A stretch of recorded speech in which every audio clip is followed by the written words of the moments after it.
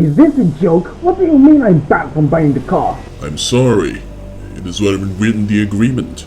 Due to his erratic behavior, the individual Streaks is not allowed to purchase any vehicles from the following entities to avoid misrepresentation of the brand. Daihatsu, Nissan, Honda, Toyota, this is all of the Japanese brands. This is ridiculous. What kind of erratic behavior that warranted this nonsense anyway? Fine, I get it. I'll just go to Volkswagen and get a Beetle or something. This is a sick joke. You're telling me I'm also Banned from buying any car from the European brands? To summarize, yes. Unfortunately, they would like to avoid misrepresentation for Erratic behavior, I get it. Where am I gonna buy my cars now? Hi, you have found me in quite a predicament. For some unwarranted reason, I was unable to get my hands on a Miata to start racing in Gran Turismo 3. Therefore, while I was thinking on a way out from this unprecedented phenomenon, I went for the license tests first. So far, they're not that difficult if you only aim to pass. As you can only get a bonus car from getting gold in all of these tests, I decided not to bother to do more than the bare minimum and got both National B and A licenses. Now, all that was left was to get myself a car. But what car? None of the Japanese brands were interested in having me as a customer, nor did the brands within the European Union. Oh wait, the Americans. After a short browsing session, I've made up my mind. Say hello to the first car for this run, the Chrysler PT Cruiser. Boasting over 140 horsepower, oversteer-resistant drivetrain, not to mention that succulent Patriot blue pearl color, this funky-looking 5-door compact wagon is a suitable candidate for me to start my journey throughout this gem of a game. Also, that is the only American car that costs less than 18 grand, so not exactly spoiled for choice here. What better way to start his racing career from an inclusive, welcoming event suited for those at the start of their journey to be the best, like no one ever was, than the Sunday Cup. As I only had 20 cents to my name, I couldn't exactly do anything to improve the cruiser, so into the cup I've gone. The first race was set in the Super Speedway, quite a festive avenue to cheer these wonderful talents into the grueling world of sanctioned racing. Now, before the race had started, I decided to shut down the assists to not hinder the cruiser from its full potential. And then, here we are. The timer counted all of us down, and off we go. The Demio moved out of the way to gain slipstream from White Fitz, which was quite a blunder in my opinion, as that had given me the leeway required to overtake 1, 2, and 3 cars, which had landed me on P2. The Del Sol looks mighty with the early lead it has, but upon entering the first corner, his facade was blown away by the sheer might of my cruiser. This race is quite straightforward. Minimal curves meaning driver skill won't be as much of a factor compared to car performance. I kept my dominance over the race, and as a result, I managed to secure my very first win in his career. The second race was set in the Gran Turismo Original Midfield Raceway.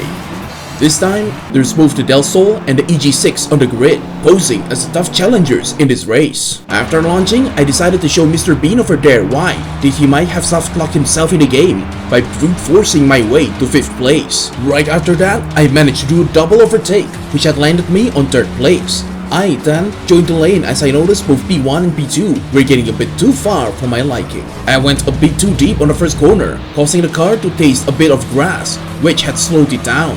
Unfortunately, that minuscule contact with the sand might have pulled my cruiser back, as I failed to overtake the Civic around the corner. It was a good thing that in this event, my cruiser had the upper hand in terms of power, which helped tremendously in taking the silver medal right after the first checkpoint. I enjoyed a tiny bit of slipstream provided by the EG6, like a set of trains in a roller coaster ride. I kept the Civic close until the 7th corner, where I squeezed through the Honda towards 1st place. I took a streamlined approach down turn 8 to create the distance between me and my rivals, and used the same approach to take on the final curve of the lap. On the straights, I noticed the huge distance that was building between me and the EG6, which heralded me of my victory. I confidently took on the first corner, while preventing the car from going to the grass to optimize my rendition of that corner. I aimed for the inside part of the 5th corner, knowing the car would have enough control to keep its speed through the tighter line as I went past turn 6, using the curves as indicators of the line that I should take to better run the corner. On turn number 7, I yanked the front tires to the left as hard as I could to get the blue cruiser across the curve as optimal as I could. This effort resulted in me managing to reach the second checkpoint in less than a minute. While determining my braking point for the hairpin, I streamlined my approach for the 8th corner. While this was a good line to take, I did not rest on my laurels as I braked in time for the next turn. I carefully managed my throttle down a sharp turn and launched off of it towards the finish line. On the final straights, the gap between me and the Civic had practically made it impossible for me to be dethroned, and so I managed to score the second win in the Sunday Cup. The final race of the Sunday Cup was set in the Trial Mountain, yet another Gran Turismo original. Looks like Mr. Bean did not learn his lesson, bringing such a presumably unupgraded, definitely puny Mini into the race. Lucky him, I had the Suzuki to deal with first, given his placement in the grid. Though that didn't last, as he moved out of my way in order to siphon slipstream from the other racers. Smart thinking given his circumstances, but poor in execution. On the second corner, I managed to dispatch the Red Del Sol and change lanes in order to take on the Civic. The Civic did not last long on the top of the podium, as by the third corner, I have successfully wrestled the lead away from the compact through a rather risky decision. Compared to my cruiser, that Civic was clearly weak, but don't let this distract you from the fact that the Civic was run by Hector with a spoon engine, and on top of that, he just came into Harry's and he ordered 3 T66 turbos with no— That's the wrong Civic. Really? Huh. Anyways, I used the 5th turn to get into position to take the infamous license test corner, brake in time and turn as hard as I could to face the downhill curve. This maneuver had allowed me to quickly launch off into the tunnel and grew my advantage over the Civic. However, on the straight section, I noticed a problem. Look at the speedometer. Despite me hammering the foot down, the speed did not increase. This showed the car didn't have enough power to make a simple climb. Maybe some sort of power increase would be necessary for the Chrysler, but that would be a problem future streaks would have to handle. For now, we are cruising to victory, as if this entire race is just yet another Sunday drive. Entering turn 12, I was rather reluctant to hit the brakes as I believed the car was slow enough regardless, and was very close from trading paint with Mother Nature herself as I exited the corner. But this gave me the affirmation I needed on my techniques. Though I did have to slow down on turn 13 to avoid being alienated to the grass by my own hubris. Despite the last and flawless run I had, I still managed to grow quite the distance from the rest of the racers. Unfortunately for me, on the second lap, I misjudged the harshness of the 5th corner and found myself sliding to the mountainside. Maybe those guys from the dealer was onto something about this so-called erratic behavior. The crash was so bad, it undid all the lead I had. It was by luck I managed to block the Civic from overtaking. I regained my composure, cautiously took on turn 8, and hit the gas on the straights. On the 9th corner, I tried to turn with greater speed, but I forgot that at the end of the day, this car's drivetrain is a front-wheel drive, which means, while it would be difficult to oversteer with this car, understeering would be more prevalent instead, which happened at the latter half of the corner. I somehow managed to spare the Chrysler from trading more paint, and by the 11th corner, I managed to regain my composure and carefully deal with turn 12. I thought I could send a cruiser through the 13th corner, but once again understeer stroke and almost led my compact wagon onto the grass. It was a good thing I managed to slow down enough to assume control of the car and saved us both from going off track. This valiant maneuver had allowed me to keep my lead all the way to the end of the race. That was another 1000 credits to the bank account, as well as the first even won in the run. Winning the cup has awarded me with an AE86. Neat car, and I did not get this from a dealer, which means they can say nothing about it. But you know what? Let's prove them that I can win Gran Turismo without their products. Next up was the Clubman Cup, a stage up in difficulty compared to the Sunday Cup. Fully confident in both myself and the cruiser, into the cup I've gone. The first race was set in the Rome circuit. This time, I was facing tough opposition in the form of 2 Miatas. This time, I did not immediately outpower some of the grid, a sign of how tough the competition I would face in this event. Personally, I welcome the challenge. It would make for better entertainment if they could put up a fight anyway. The cruiser made a little skip on the curbs on the first turn, a result from reckless driving in the name of getting rid of the traffic. This stunt, however, did not result in any overtakes. I would have to try harder than that if I were to win the race. On the second corner, I have finally managed to climb up one position by overtaking the Storia. Before the 25-meter mark, I braked and followed through turn 3. I kept on turning to the streamline both the third and fourth turns. And while that did not result in an overtake, I managed to place myself in between the objectively inferior Chrysler and the Mobile. Apparently, the Peugeot did the smart move for the corner, as that position would allow for more maneuvering room. Unfortunately, I was in the way, and as a result, the served as a pincushion for my cruiser to cruise towards speed 3. Upon exiting the sharp right, the Miat was ultimately true, but I still could not let my guard down as another sharp right was upon me. As I was in roller coaster mode, I followed the Miata's example and climbed up the curves. While the powers in our cars were similar, I have to remember that the Miata is far lighter than the absolute elephant that is my American wagon.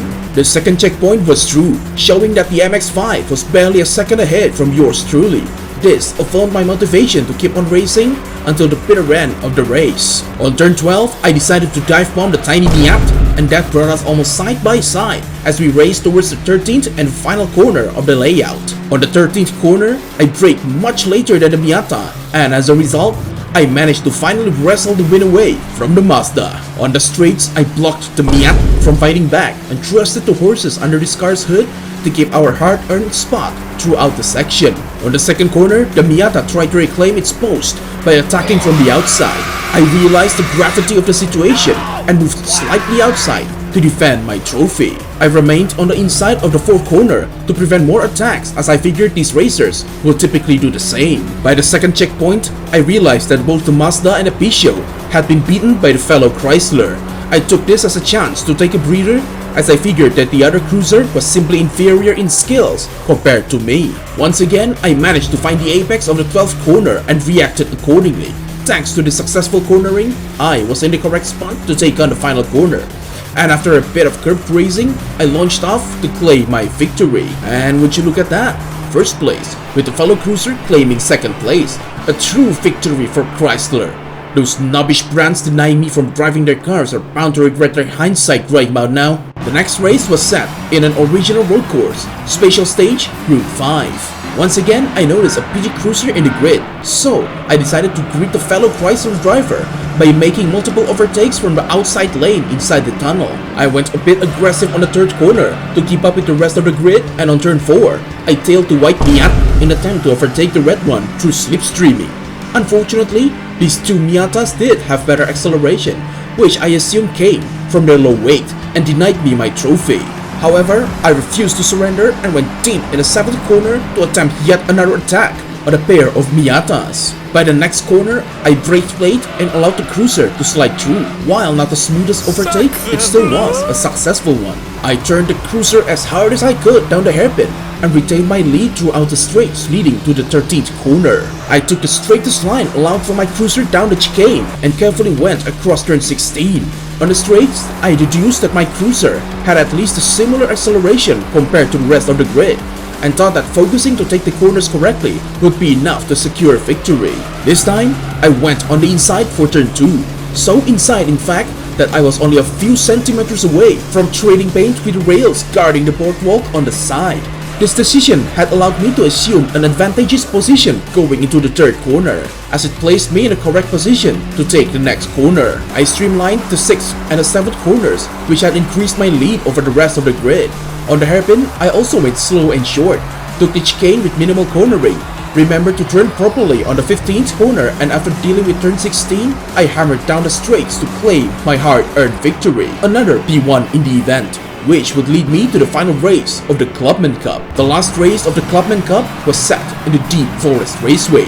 This time, an interesting opponent showed up, DMRS. Lightweight, balanced weight distribution, and a similar, if not more power under the hood. The Toyota will make for an interesting matchup. On the first corner, I tailed the train of racers to benefit from the slipstream, but apparently on the following corners leading to the fourth one, I felt as if I was slowly but surely lagging behind. A chance was spotted when the rifling cruiser hit the mouth of the tunnel. I switched lanes to attempt an overtake, and I finally did climb up a spot around the 5th corner, or so I thought, until the other Chrysler performed a reverse switchback and put me back on last place. On the 7th corner, the disadvantage I was suffering from became apparent. This was worsened by the glaring power deficit this cruiser was suffering from. Lucky for me, I was able to send the cruiser past the final corner and close the gap with the train, which amounted to absolutely nothing, as I lost it on the first corner of the second lap. This attempt went so bad, I decided to qualify for the race. Let me remind you, this is literally the second event of the Beginners League. However, from this attempt, I realized that a PT Cruiser at this stage did not have what it takes to win, as no matter what I've done, I could only clutch 5th place, which honestly barely did anything. The only advantage I got was I didn't need to worry about Storia, which honestly was barely a factor to begin with. This time, I managed to shove the Miata out of my way around turn 1, gaining 4th place, overtook the French to gain access to the podium, carefully took on the 4th corner to maintain the ideal racing line without making contact with the tunnel walls. Unfortunately, I seem to have discarded caution on the 5th corner as the cruiser touched grass and worsened its journey throughout the winding turn. This had given both the MRS and the green cruiser the slip that I knew I wouldn't be able to take back on the straight, as the car could only barely speed up on the straight section, while I managed to fend off both the French and the Miata. That was still not enough to power through that buffer. I sent my cruiser down the medium left, and this gambit had finally bore fruit, as I was on my steady way to finally take the rifling cruiser off 2nd place. My new place then was cemented by the other Chrysler messing up on the turn, touched grass and attempted an unsafe re-entry to the track. But the war has yet to be won. I still got the MRS to beat, and man, what a tall order that was. The superior machine was a second ahead, and the French was raring to go on the first corner. The Miata, however, took advantage of the chaos and climbed up to P2. Not only that, the rifling cruiser was also raring for round 2. I managed to reclaim P2 from the Miata and prepared myself to play Minister of Defense after turn 7. I dueled the Miata and managed to defend my post. The green car took advantage of me slowing down and launched an attack.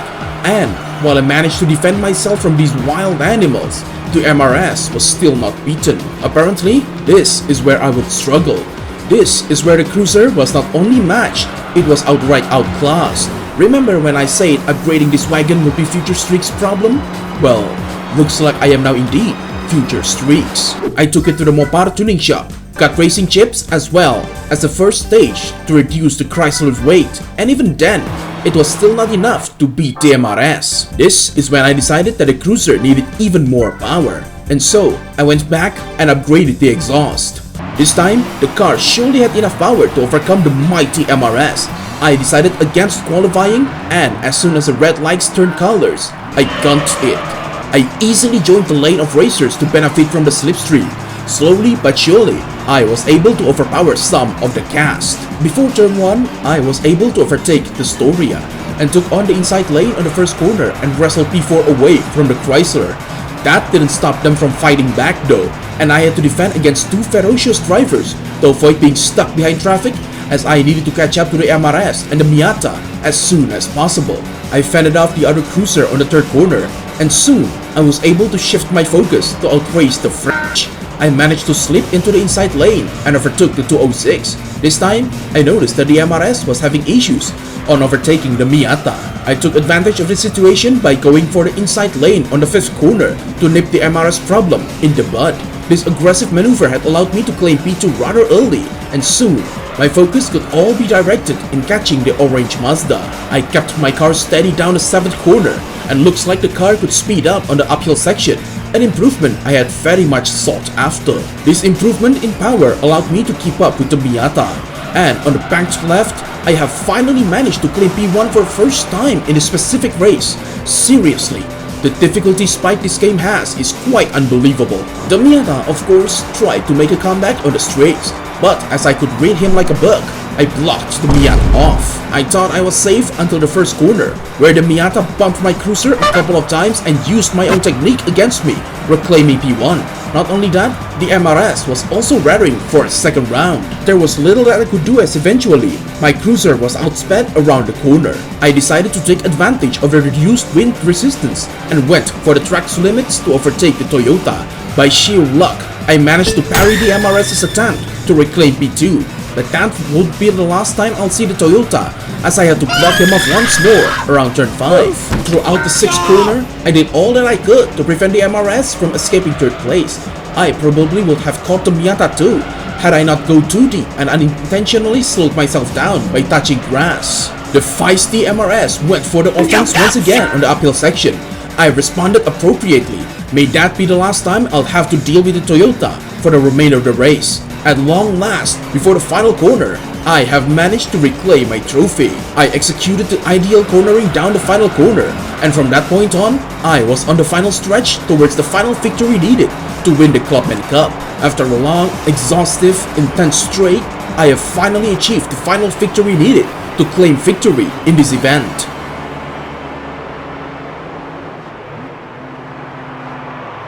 Winning this surprisingly difficult event had awarded me with the Mazda Miata.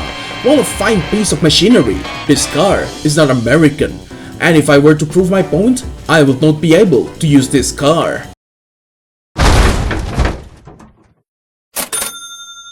The next event on the chopping block was the FF Challenge. Let's see, we have a Beetle, a Demio, a Fitz, the French, and... what the f***? That is a race car! This is the beginner's league! Why are you here? For some reason, the game thought it would be absolutely hilarious to not put an ordinary Lupo in the FF Challenge and just put a full-blown race car in there. Once again, the race was set in the Deep Forest Raceway. Armed with fresh experience on the track, I took on the challenge. The sheer difficulty the MRS had given me in the Clubman Cup had led the car to be an absolute beast in the challenge, as before the first corner was through, I managed to power through 2 cars. The big Fitz was through, and around the 2nd corner, I hunt down the French. I changed lanes to try and put the 06 to rest before the odd racer route became too far for me to handle. As expected, the only actual race car on the grid had created quite the lead. I chased it down throughout the 7th corner and tailed it down on the straights. On the banked corner, I went a bit brave, and as a result, I got to cut the distance between us. The steering maneuver was repeated on the final corner, and apparently, that was enough to dispatch the Cup car. I carefully took on the first corner to defend myself from the Lupo, and as I went across the 3rd corner, I could practically hear the bellows of its engine waiting for me to make one simple mistake before ripping my victory off my hands. Before the uphill section, the Lupo had had enough and bumped my rear in an attempt to resume its lead. I denied this flawed attempt and remained resolute all the way to the final corner, where I sent the car through and focused entirely on defending my position all the way to the finish line. Regardless of the results, the fact that a barely tuned heavy wagon was able to keep up with a full-blown race car is quite mind-blowing in my opinion. Anyways, I managed to, once again, clutch the win and recorded the first win required to clear the FF Challenge. The next race was set in the Special Stage Route 5. And of course, another Lupo Cup car was present. I smoothly joined the lanes to profit off the reduced wind resistance provided by the Demio, switched my lanes in the tunnel to claim P3, and the 4th corner, I had a clear shot to handle the French. I tailed the 206 down past the 6th and the 7th corners, ensuring that I was both close enough and on the correct spot to leash off from its slipstream.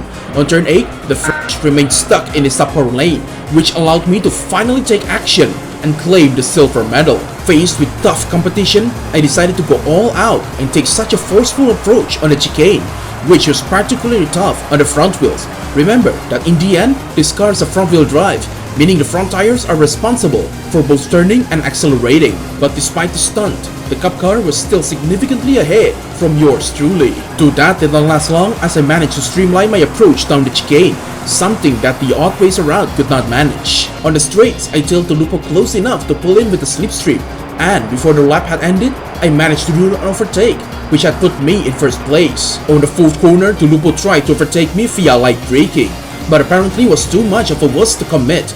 As a result, I managed to shut this negligible disturbance down almost immediately by simply launching off the corner. The first checkpoint was through, showing that I was not even a second ahead from the Lupo, which reminded me to not relax and kept on racing as hard as possible all the way to the finish line. This time, I thought to have some mercy on the tires around the hairpin and took a more conservative approach. To that might have been a mistake, as by the 2nd checkpoint, the buffer between me and the Cup car had been eroded. I took the chicane with minimum turning and went around the final corner on the inside. On the straights, I trusted my cruiser to be able to hold the Cup car off, which it absolutely did, and we ended up in P1. scoring yet another win required to clear the event. The final race was set on the road circuit. The cup car made its last stand as the highest bar I had to leap over to win the challenge and make strides into the run. This time, as the grid was rather close, I managed to overtake 2 cars almost immediately and afterwards took on the pig Fitz, which I managed to overtake also rather easily. The French mobile was true, and this time, the showdown between the beastly cruiser and the sophisticated race car came down early. By the 3rd corner, I managed to outrace the blue cup car and let the car do as it pleased down the 4th corner, as that was still within my plans of winning the race. For a while, I enjoyed my lead, but by the 6th corner, the cruiser went too wide and almost gave the Lupo a slip. I reacted accordingly and defended myself against the Volkswagen to continue leading the race. The Lupo seemed to have stopped making an appearance on my screen down turn 7. I had assumed that I'd built some amount of lead. However, the 2nd checkpoint proved me wrong. I looked back and the Lupo was already on the attacking position. On turn 12, I went too deep into the corner and the car jumped like Mario up to the boardwalk.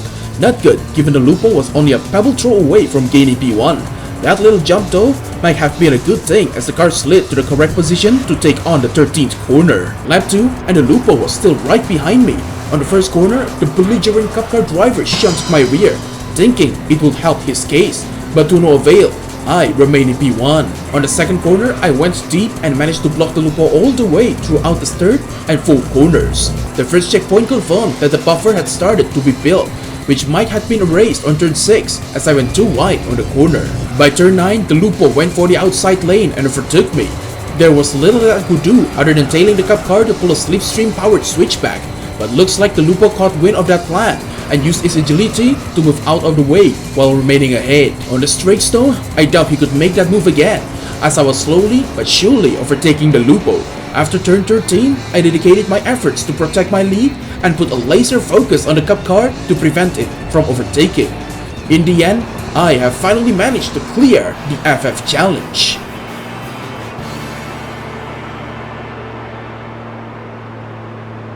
Winning this event had awarded me with a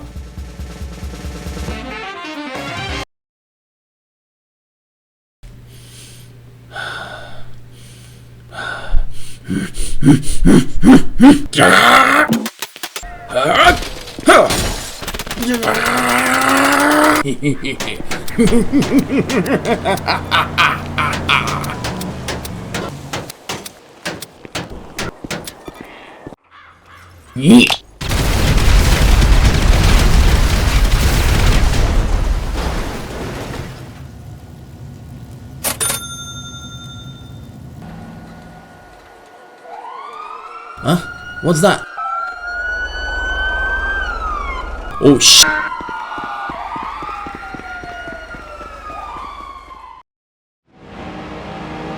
You're still here? Does that mean you got more time to kill? Do you like this video? Cool! Here's more! Enjoy!